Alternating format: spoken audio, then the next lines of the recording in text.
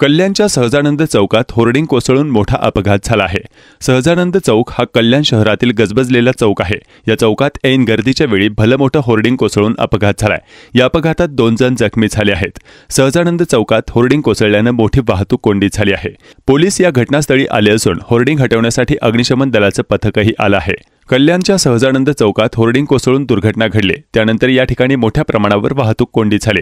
कल्याण पश्चिम भागात असलेला सहजानंद चौक हा अत्यंत गजबजलेला आणि रहदारीचा भाग आहे। या रस्त्यावर भलं मोठं होर्डिंग कोसळलं आहे। या रस्त्याच्या एका बाजूला अनेक दुकानं तर दुसऱ्या बाजूला एक रुग्णालय आहे। या दुर्घटनेत 2 जण जखमी झाले।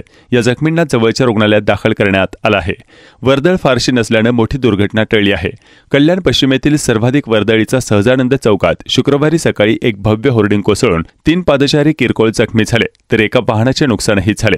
होर्डिंग कोसळताना सुदैवाने त्या भागात पादचारी आणि वाहनांची वर्दळ कमी होती, अन्यथा या ठिकाणी मोठी दुर्घटना घडली असते।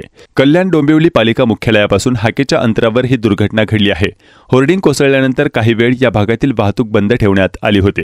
20 बाय 15 फूट आकाराच्या होर्डिंगचा आधार सांगाडा लाकडाचा होता। गेल्या महिनाभरापासून मुसळधार पाऊस पडत असल्याने या होर्डिंगच्या लाकडी आधाराचा सांगाडा सैल होऊन ते कोसळलं असण्याची शक्यता जाहिरात क्षेत्रातील जाणकारांनी व्यक्त केली। घाटकोपर होर्डिंग दुर्घटनेनंतर फक्त कारवाईचं नाटक झालं।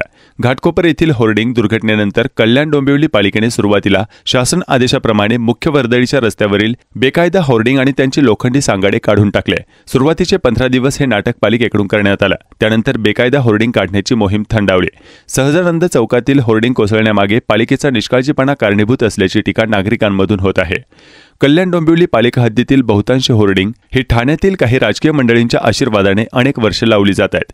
या होर्डिंगवर कारवाई न करण्याचे अलिखित संकेत वरिष्ठांना आहेत, त्यामुळे पालिका अधिकारी माहिती असूनही अशा बेकायदा होर्डिंगवर कारवाई करण्यासाठी जात नसल्याचीही माहिती समोर आली आहे। महापालिकेतील वरिष्ठ अधिकारी कनिष्ठ अधिकाऱ्यांना फक्त आदेश देतात, त्यामुळे कनिष्ठ अधिकारी आदेशाचे पालन करून गप्प बसतात। आपल्या आदेशाचे कठोर पालन होते की नाही याची चाचपणी वरिष्ठ करत नसल्याची माहिती आहे। कल्याण डोंबिवली पालिका हद्दीत एकूण सुमारे 400हून अधिक बेकायदा होर्डिंग आहेत। या होर्डिंगच्या माध्यमातून पालिकेचा सुमारे 450 कोटीहून अधिकचा महसूल बुडतो आहे। याविषयी काही जाणकारांनी पालिका आयुक्तांकडे तक्रारी केल्या आहेत, त्याची दखल घेतली जात नसल्याचं तक्रारदारांनी सांगितलं आहे।